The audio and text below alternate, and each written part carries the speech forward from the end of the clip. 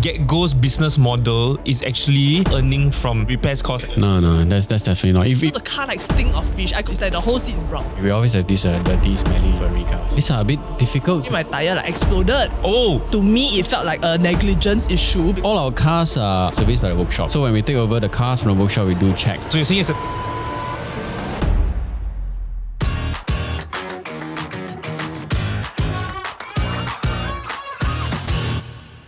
So car sharing in Singapore has been on the rise in recent years, and I can understand why, right? It's convenient, it's way cheaper than car ownership, and it has a very car fleet to meet your every need. You want a big car, small car, red car, blue car, all have.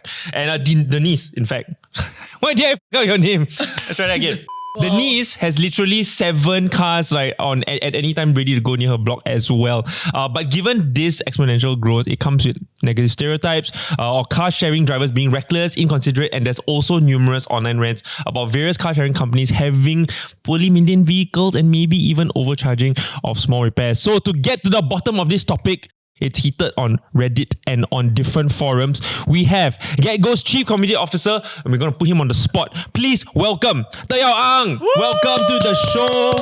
We're going to ask all your dying questions and get them addressed. Thank you for being the brave man to take this on. Thank you for having me here. Just now when you said, I thought you said Chief Comedy Officer. I don't know.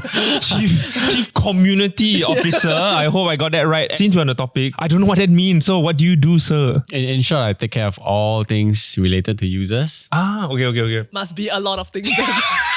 From user experience to assisting them for any accidents or damages. Okay. Or any disputes, appeals, everything comes to me. Okay. We want to obviously dive into some of those things, but I also am very curious. So just for context, like Denise is a heavy GetGo user. I haven't used any car sharing before, and I think John Paul has dabbled a little bit in the car sharing space. So I am genuinely very curious, right? From the outside, I see quite a lot of car sharing brands. I don't think GetGo is the first also in Singapore. What sets GetGo apart? Probably the easiest, simplest, and the most user-friendly in terms of everything. From registration to getting a car to using to payment, we are like no deposits. And it's pay per use. So we don't collect anything from you upfront. So it's only after your booking is made, after your drive, then we collect the fees. And even if you do get into any accidents or damages, we don't collect the excess first, but rather we will talk through the fees before we try to make a collection. So everything is kind of like post. We just want to make sure that we optimize on getting you to the car, to the service, to the journey. Okay, so I'm very interested now because you brought up the cost, right? Repair costs in particular. So I think a lot of people allege that GetGo's business model is actually the rental fees quite affordable, quite cheap because they are earning from the repairs cost actually. So I would love your thoughts on that. Is there any truth to it? Does GetGo earn from the repair fees? We definitely don't earn from the repair fees as a business. I think what we saw is GetGo charge exorbitant repair fees, so then that's our business model, right? So they're waiting for you to get into an accident. No, that's definitely not. If we were waiting, then we wouldn't have set up such an elaborate 24/7 support and making all the reminders to make sure that our users are safe in their drive and they know how to operate the car. We have less than 1% of our cars that actually get into such incidents. So you're saying it's a business model, it's a weak business model? Yeah, if we depend on that, I think... yeah. But I think somebody also said they tried to request for those workshop footage, right? Then GetGo don't allow. Actually, it's not true. So we have this team that engages users, and we are very keen to engage users actually. So if the users have any doubts that, why is it my fault? Why are you saying it's liable? And by the way, the liability is not decided by GetGo, it's decided by the insurance companies. So we invite the users to our office and we show them the footage. It's just that they cannot have a copy to put onto Reddit. Yeah, we don't circulate. Okay. But if that's the case, right? If say I go and find an outside workshop because you mentioned that there's going to be discussion before you charge the price to the user, right? After an accident happens. If I'm able to find someone outside that can do everything for the same price, do you price match? No, you usually don't. Because actually we are, GetGo, when I say we, I'm referring to GetGo, we are kind of a price taker as well. Because these workshops are appointed by the partners and we have to go with the pricing that's provided. Actually, to be frank, when we get feedback like this, we do the comparison. For example, I would say that the main difference is in terms of understanding what goes into the repair. Okay. Right? So usually what happens is when the user disputes and come to us, say, hey, I found this workshop that can quote me, like say 200 for this. Then actually when we compare, the workshop is just quoting for panel beating, which is like reshaping the whatever that's dented. Whereas the workshop that we are dealing with recommended a replacement, right? For example. So then we are talking about different types of work. Anyway, so it's difficult to compare like that because usually when the third party comes with a so-called workshop quotation of the WhatsApp, it's usually without sufficient context. Right. Okay. Yeah. So then I guess the next follow-up question would be how much of this is actually transparent and made known to the user, like the expectation of what the repair cost might look like? So repair costs, we don't like have a menu of how each part costs, which is not a practice in the market anyway. But because we work with quite a number of partners with different car models, different car types. So my team was created specifically to be the user's voice. So when we receive a quotation from the repairs, the fleet department, we actually do counter check and verify is this price, does this price make sense for this damage before we present it to the user. To make sure that you also are not getting cheated essentially by the quotes. Yes. And I think we also want to come across as being understanding of what the repair entails and why it costs this. So we are kind of like the check and balance within our own teams. Yeah. When someone really does go through an accident and then they have to pay the repair fees, GetGo then says, okay, this is what the repair fees are. What happens if they just say, no, I don't want to pay, this is way too much? Like, it just becomes a stalemate. We actually try to engage the user. We explain and we negotiate. We try to sometimes we try to come to middle ground.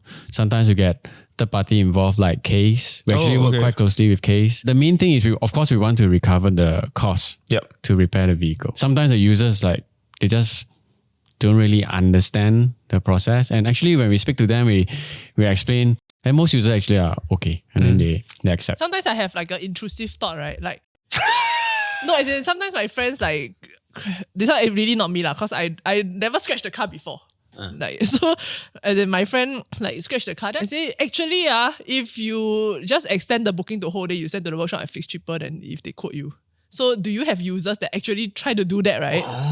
And then you just don't know. I booked the car for 2 days, I send it to the workshop and fix, then end up still cheaper than the price that I might get quoted. Yeah. I own self do. I don't think there are, but anyway, I think the workshop industry is quite close-knit, no? So if you drive a GetGo car and appear in some random workshops, I think the win will the info will get around. Okay. Unless the workshop is your bro and then the bro tell the whole complex, hey, this next GetGo turn a blind eye. I watch Goodfellas. Like mafias. I do before, I rent a car to JB.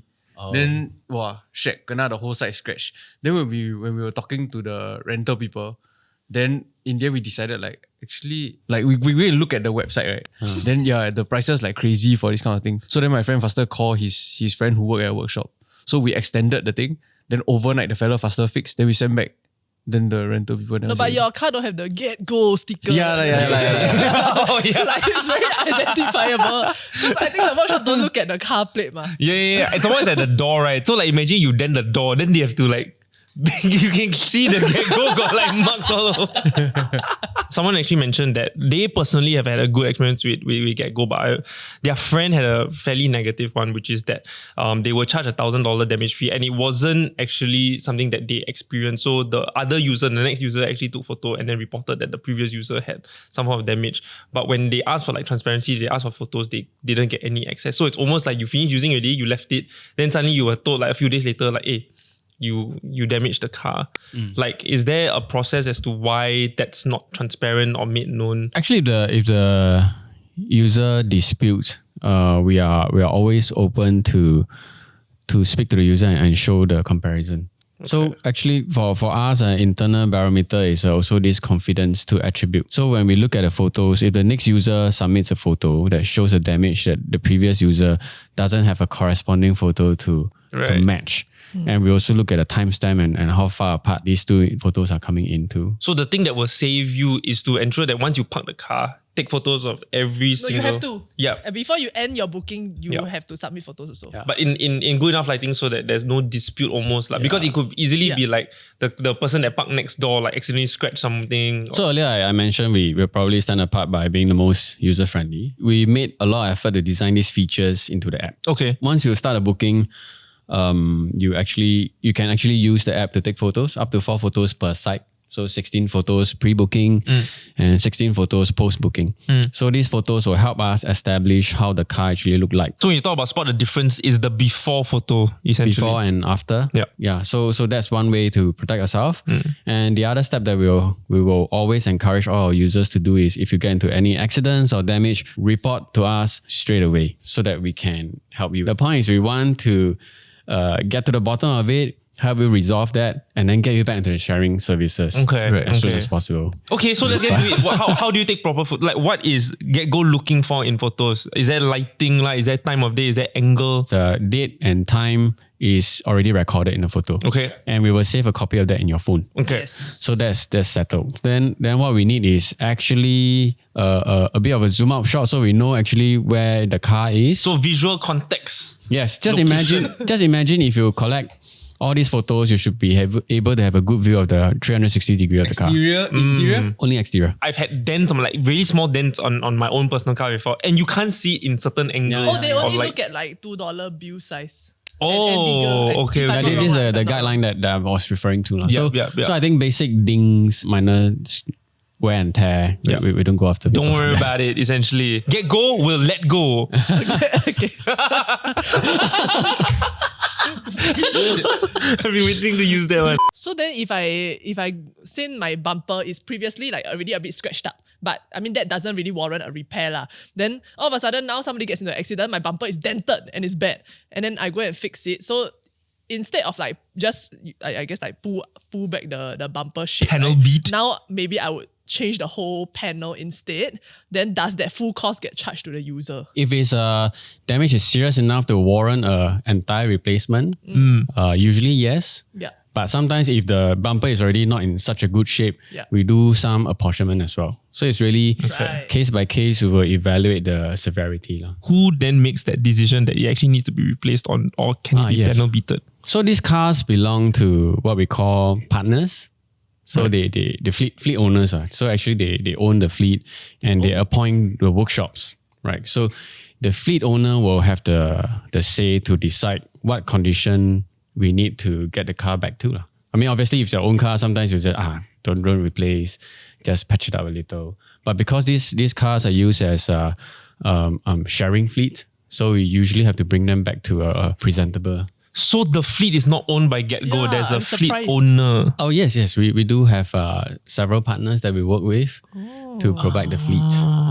Okay, to understand further, so when a user rents a car from you guys, is there an insurance element to it? Oh, yes. I mean, it's a by law, it's a legal requirement to have a motor insurance in order to before you can drive. So when an accident happens, how much of the insurance is to actually defray some of this cost, or actually not at all? If you are familiar, when you drive and you have a motor insurance, it usually comes with an insurance excess. Yeah. Excess means whatever that you need to pay first before the insurance company comes in. And for car sharing, I think the market rate is generally about 3,000 for own damage and third party. Okay. So what that means is if your damage is below 3,000, then it probably makes sense for you to pay that amount. If it's above 3,000, then we will probably activate that insurance coverage and you only pay up to 3,000. But nowadays, right, when I do the booking, they also give me an extra like collision damage waiver, if I'm not wrong. Yeah. And if I'm not wrong, it's 5% of the total fare. Oh. Then how does that differ from the basic motor insurance? Because every time I think it's like, scam, then I press no. So you're saying no to the waiver? But I'm confident in my driving. Okay. Fair enough. We have seen some cases where the moment the user decides to switch that off and then they... yeah. So actually that product is... Any day now. that product is something that we're really proud of in the sense that it took us many years to get here. So without any collision damage waiver, the 3,000 is your potential maximum liability, right? So that's 6K. So what we did was the first product enhancement that we did was the standard CDW, which is 5% of total fare, and it halves your exposure. So instead of 3K, it becomes 1.5, 1.5. So max exposure is 3K. And I think early this year, we launched enhanced CDW, which is at 10% of your total fare. Your total coverage comes to $450. And that's total exposure of $900 from $6,000 to $900. And if you have your own car, actually, you realize that in the market, a lot of excess ranges from 600 to 1,000 odd. And you are talking about paying insurance premium upfront about 1,000, between 800 and 1,000 plus, depending on how seasoned you are. But if you compare this at 10% of your total fees, for average booking, maybe you're like paying $5 to $10, you get $900 excess coverage. So we think that's really attractive. Just to clarify, if someone gets into an accident and it's their fault and they hit another car, the maximum that they will be charged is $3,000. If not, the insurance will get activated. In terms of excess, yes. So if it's fully your fault, then and there's a third party claim coming in against you because it's own damage and third party. Right. If you hit someone, the damage incurred on the own car, if it's below 3,000, then you only pay that damage amount. Okay. Then if there's a third party that's claiming against us for the damage that you caused, then the third party damage will incur the $3,000 excess. Understood. Okay. Yeah. So that's how it works. But then there's also the loss of use and admin fee that is not within this excess. So it's different. How is the loss of use calculated? Like, is it different car there's different loss of use? Because different car, different price ma? We go by car grouping. They go by the car tiers. So the BMW will be definitely different from the Mazda 3. Yes. The premium cars will have a higher day rate. Okay, and loss of use is essentially because the car is not out and about being rentable, so you don't have revenue. Okay. Exactly. So there's another area that like commonly comes up online, especially where people are talking about like the pre-existing condition or the issues of the car when they go and get it, right? So my curiosity is, how do you all maintain the cars in such a way where to deal with this kind of complaints? Yeah, so maintenance, there's two parts, right? I guess the what we were just talking about is car condition. So car condition, we obviously check the car condition and once it crosses a certain visual threshold or certain damage extent, we will send it to the workshops to be fixed. If you're talking about cleaning, we actually have teams that's going around the island to clean the cars. And these teams operate 24/7. So how cleaning is activated is they are either planned cleaning jobs, or if user come into live chat and tell us, hey, this car is dirty, is undrivable, we'll send someone to clean right away. But then I got one time, right? She waiting. Like there's a specific car that is at my partner's house that I use maybe like around once a week or once every 2 weeks. And then there's this stain in the passenger seat that like has been there forever, even though I reported it. And it's like not like small. It's like the whole seat is brown. Yeah. Oh my days. If you scroll down, you'll see my photo. For cars like this with stains and all, we usually bring them in for deep cleaning. Right. But some of these stains are kind of permanent. It discolored the upholstery, the seats. So which is why I think some users will say, hey, you didn't actually clean the surfaces, but they actually went through proper washers, dishwashers, and yeah. You mentioned about, so there are teams that are working 24/7, but do you happen to know like every car, like how often are they washed? Because that it seems to be another chief complaint. 3,000 cars. Yeah, which is a lot. So I think it depends on how big the team is, right? Okay. To wash. Because there are people who complain like sometimes they go in and it's like smelly or like...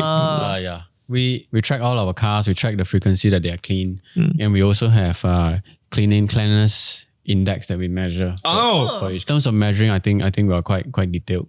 But the problem is when it's, when I talk about smelly cars, we always have these dirty, smelly and furry cars. Furry? Like they bring their pets in the car. So like shedded. Yeah. So I think these are a bit difficult because it can come right after our cleaning. So after you clean, one user might dirty it, and then the next user will be like, hey, how come GetGo never clean? You come out of the car wash and it rain.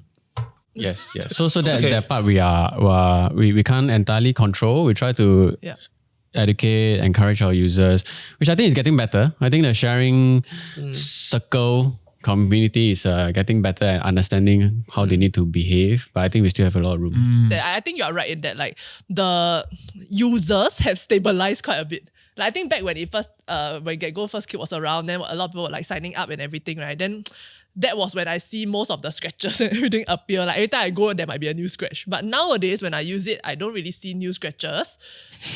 And when I see, I can kind of recognize that because it's so rare, right? And when there's a new scratch, okay, it's so obvious. Yeah. And I see people also like the more regular users based on their Bluetooth name, the more regular users, I think they start to take care of the car also because there was once like the car had I think someone take the car to go fishing, then they like brought a fish back, so the car like stink of fish. I complained to them, but they also said like as in they apologized and gave me a voucher lah, but then they said there's nothing much that they can do. They just like I just have to try to air the car a bit as I drive. Then over time the smell will go away, right? Yeah. After that, right, the next few days I start noticing right, people buy their own like the fragrance thing and hang in the car. Yeah, so cute. But yeah. So it almost becomes like the neighborhood car that everybody shares. But honestly, right, I feel like A to A car sharing service, right, is a bit specific of a use case for me personally. Even if I have my own car, right, I feel like if I'm going to do something damn dirty and like, whoa.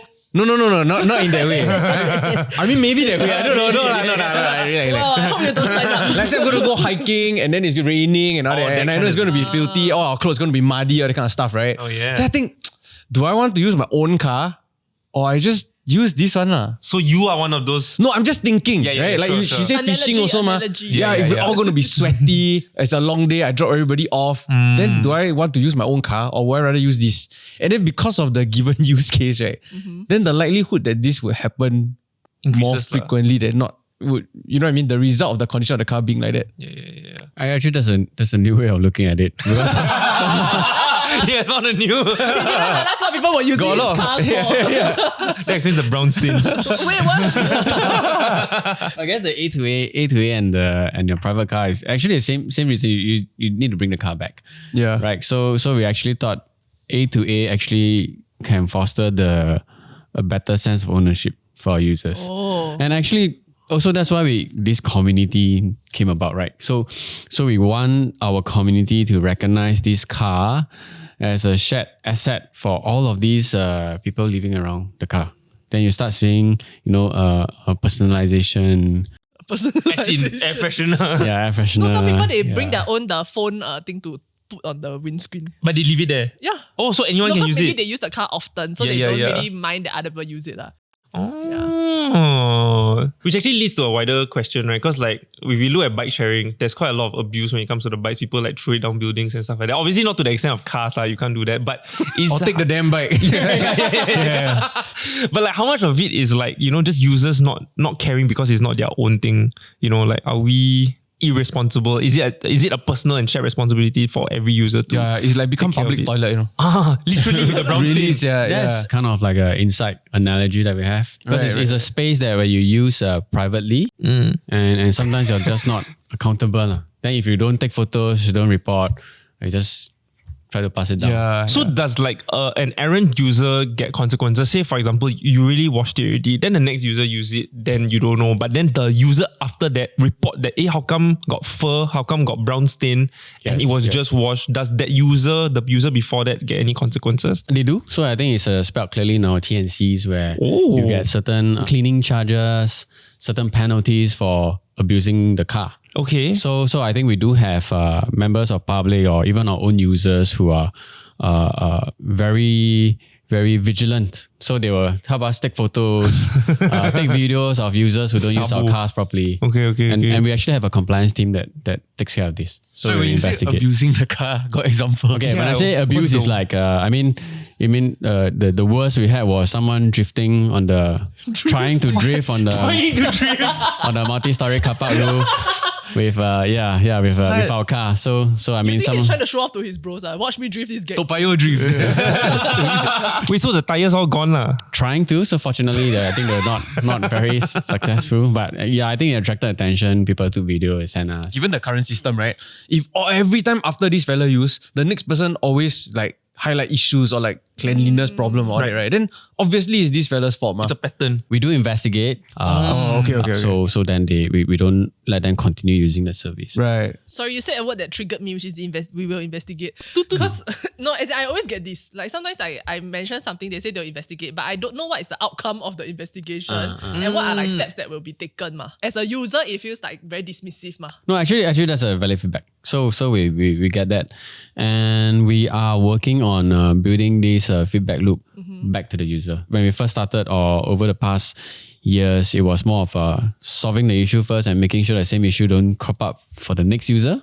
Over communication lah. Yeah, then now we are also looking at then how to get back to the user who got to us. Yeah, but of course for those who involved in direct accidents and damages, we'll definitely most of the time I think we will give them an answer. Right. In the update, I mean, yeah. Right. Okay, so that's on cleanliness, but I think the other half of maintenance is like the servicing, like Safety of the car. Like, are all the GetGo cars in the fleet like maintained in the regular schedule? Of course, I think all our cars are definitely complying with the LTA, Vicom guidelines, right? And also, and your 10,000 servicing. That's pretty standard. So we do all that. 10,000 km, guys, not 10,000 a year. Yeah. 10,000 km. But might be dollar because they got 3,000 car. Fair. If we have users who feedback that the tires are not good, we actually our teams are actually trained to replace tires.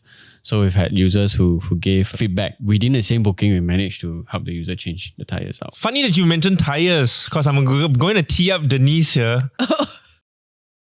I don't know how to play gossip, but it's probably not right. Pass the ball. And so recently I actually got into an accident while driving a car, but A GetGo car lah. Really? Yes, it was a Hyundai Kona. Anyway, Okay. no hate to them, but as in essentially while I was driving, suddenly there was like a pong sound. Like I didn't hit anybody and nobody hit me. So then my car started like and then I was like, oh my god, what's happening? Then like got one car behind me, the car like drive up beside me, like wave at me, say, hey, your tire. Then I, oh shit.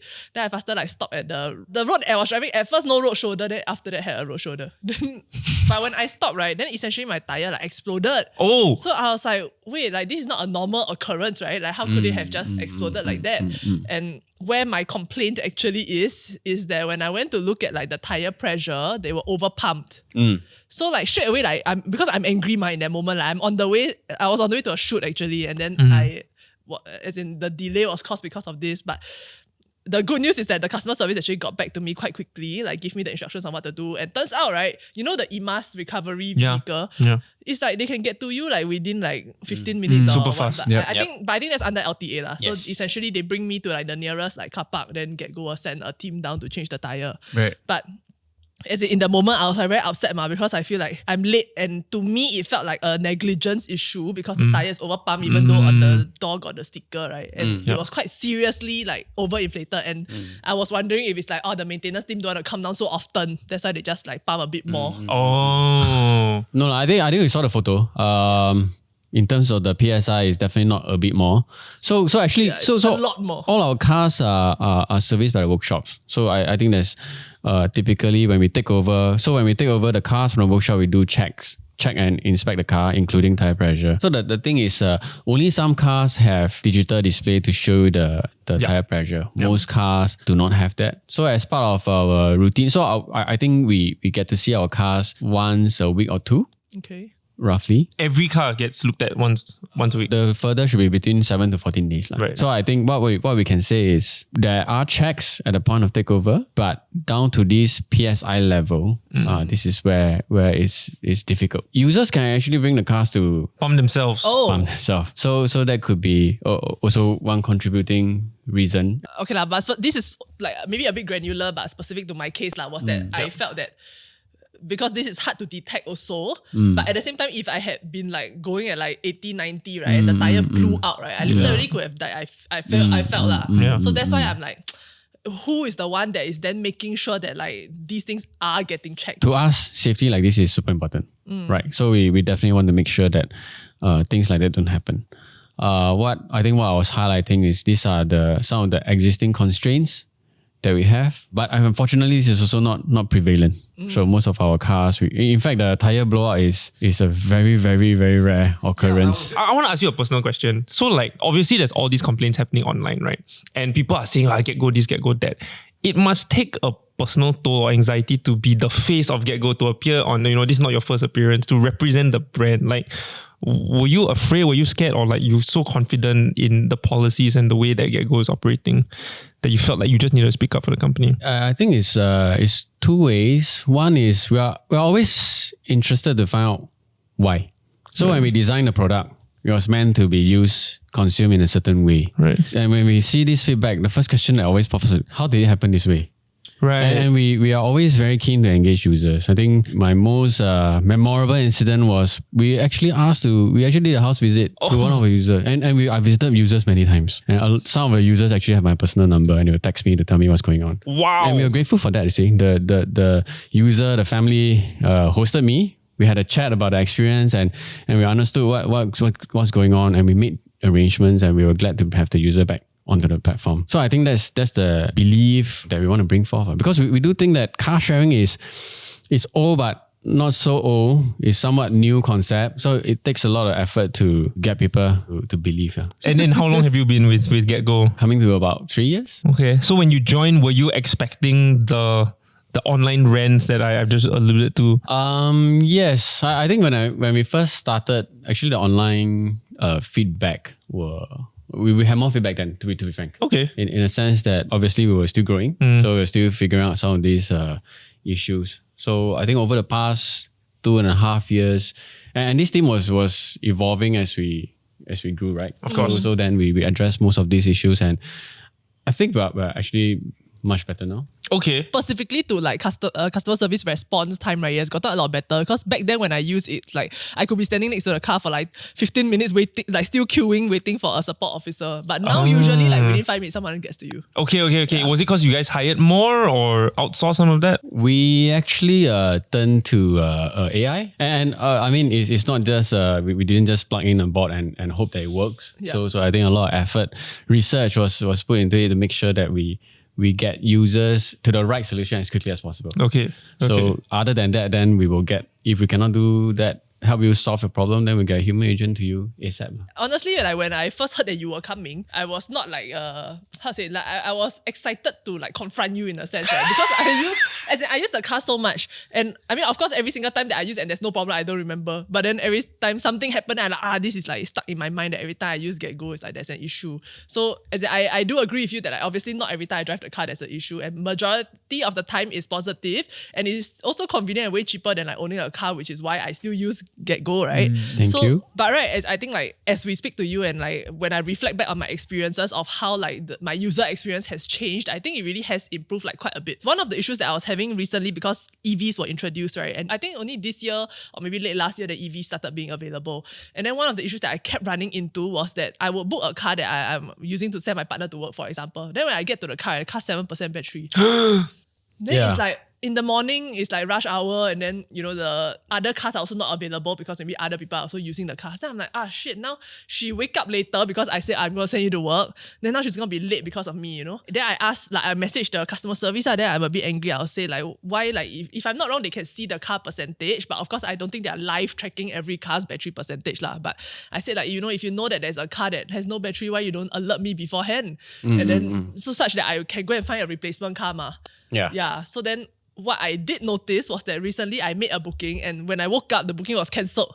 But they also gave me a voucher. Then they said, it's because no battery. Oh, so they figured it out. Yeah. Yeah, so that one I'm quite appreciative. Which means that you are tracking, I'm assuming there are like hundreds of EVs under your fleet, right? So there is a person or a team that's actually looking at all the battery levels of the EVs. No, in fact, we track all 3,000 of our cars any time of the day. So for EVs, I think charging is an issue. It is a new user behavior that we need to ban people. inculcate.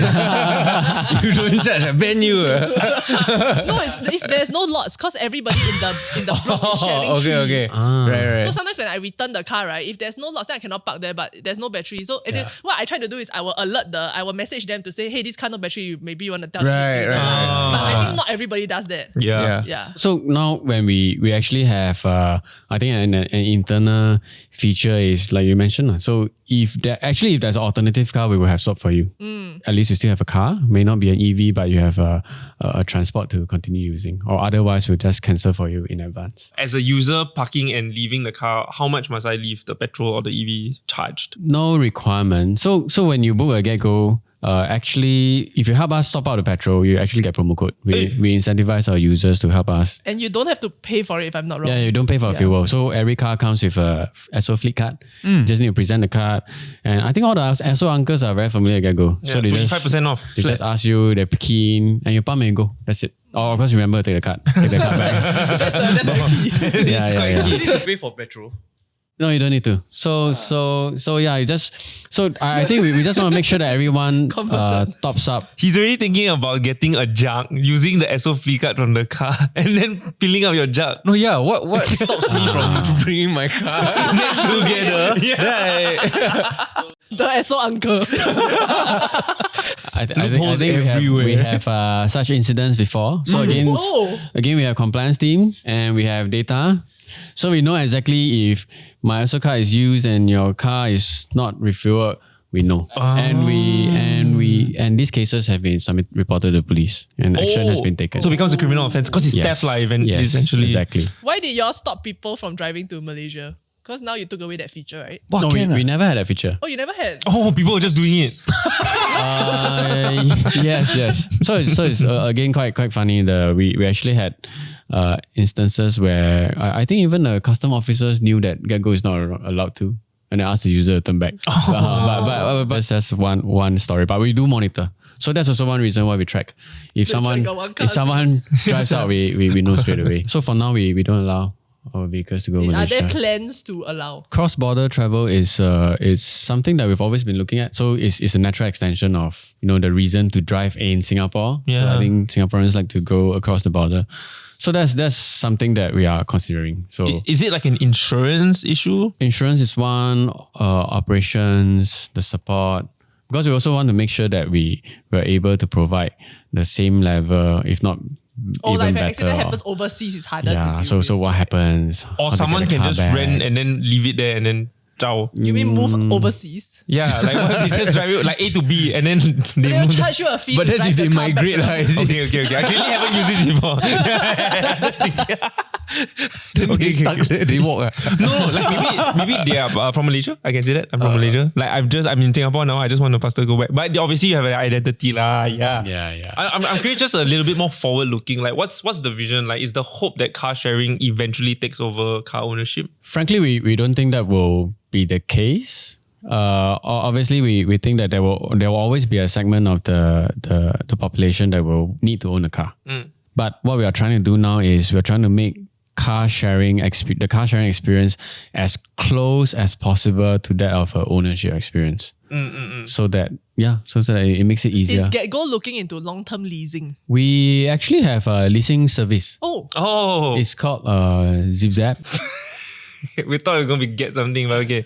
Zip Zap. Yeah, ZipZap is a sister brand that we created. So this is for users who need a car between ranging from 6 months to 2 years. Okay. And you pay a monthly rental and you just drive and go. How is this comparable to like outside leasing prices? The pricing is definitely based on market rates. So Competitive lah. Competitive, yeah. Okay. Curious, like what do you think? So like obviously there are people that definitely need to own a car. There are people that are on the fence. What are some of the frustrations that GetGo and car sharing alleviates in like this middle group? One of the reasons why GetGo was founded was to address this. Right? I think you buy a car, if you're not a heavy user, most of the time the car just stays parked.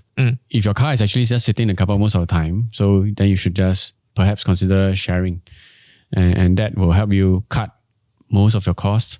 So for ZipZap, for example, if you lease a car with us for fulfilling certain conditions, actually if you don't use the car for a longer duration, when you go overseas for holiday, then actually you can put the car back to share. Oh, it's like freezing your gym membership. Yeah. It's so close to the future where, we speculated like when all cars are self-driving, right? At some point, that nobody will really own it, or if you own it, it will still be shared, right? Yeah, like your Like you get to work already, then the next person can just, it will drive to the next person. And This is kind of similar to that already. Yeah, interesting. Which actually makes it car-like almost, because 5 people are sharing a car, 10 people are sharing a car rather than 1-to-1. Honestly, right, I want to say that prior to this conversation, I also felt like the sentiment towards the brand wasn't very positive. But I think after having this conversation, also putting on the hat of like looking at it from like, this is a business that's trying to offer a service, and someone is a shared one at that. Yeah. So trying to really understand like the problems and where they exist, right? I'm a bit more inclined to try it now. I don't know why. Okay. Yeah. What was it that really Honestly, changed the it for previous hesitance was like that a lot. Like I don't want to sign up, and then when I need the car already, I go down, then the car like not in a usable condition. That's one. The A to A thing is like a bit bopian lah. If it's for a specific use case, then yeah lor. I feel like more inclined to try now. Can I say one more thing actually? It's a good thing for your... Yeah. Something else that I think I had a bit of like frustration with was the penalty fees. Because right, sometimes... Okay, I booked the car 2 to 4. When I returned the car, my clock say 4 o'clock. But then they say overtime, then they charge me like I think $50 or something for the next hour. Then I like, damn it, but I'm clearly on the dot. And then someone no booking after me ma. Then I tell the customer service, then they say, oh, you must go and submit this dispute form. And I hate filling up forms. Oh. But recently... That's where they get you. Honestly, that's what I used to think. That's what I always thought. But recently they actually updated the late fee so that now it's like in 15-minute blocks instead. Then you only pay $15. One of the committee members mentioned that they have timing anxiety. Like when you don't manage to get back in time, plus do the reporting after that, right? Essentially now is that I don't feel as, I guess, like upset when I'm like charged a certain fee lah, because it's like okay, 5 minutes later it's $15. Actually, this is a good example because it exactly shows how we are trying to evolve the service to make sense. When we first started, we had users who just disregard the return time, and the next user goes there, hey, where's the car? Right. So, user is 1 hour late. Oh. So have to lah. So that's why $50. So it made sense then. Yep. And after that, when more and more people got used to it, then we realized actually, and when we get feedbacks like that, then $50 and I'm only 1 minute late. So it is so unreasonable. So that's why we reviewed and then we adjusted to these 15-minute blocks. Also to relieve a bit of the timing anxiety. And if you mention that there's no booking after, for example, we also want to make it super easy to extend, because you extend in 1 hour is only $6. Which is better than the For $15. But actually you can also extend in 15-minute blocks. So it will be $1.50. Okay. But how in advance must you click extend? Like 1 minute before your booking end, I think. But we generally recommend just plan your journey so that, The issue is if there's a booking after you, so I can't even extend. Okay.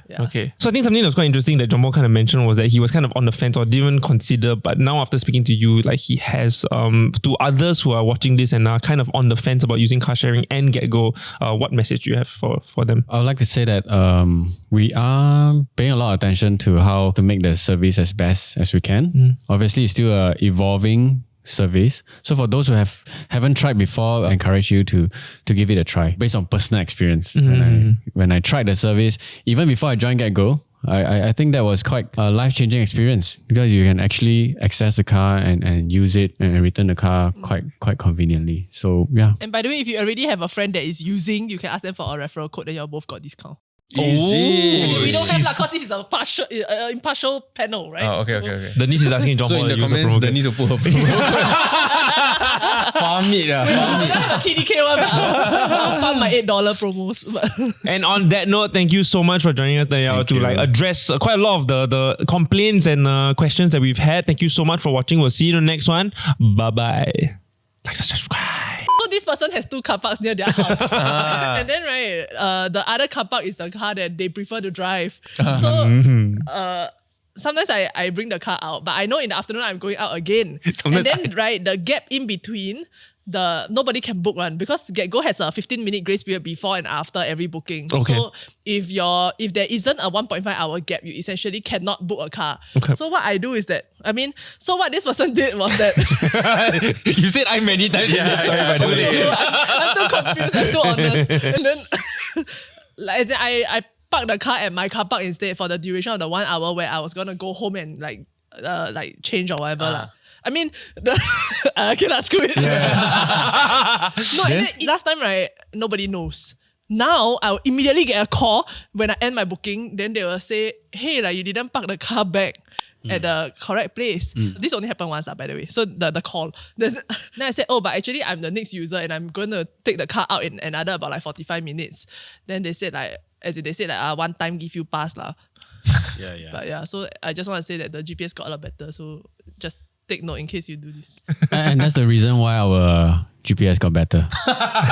Really? No, I in the sense that we knew about this, so we saw and we updated the way we manage. So if you try to end your booking and you're not in the home slot's vicinity, we'll be alerted.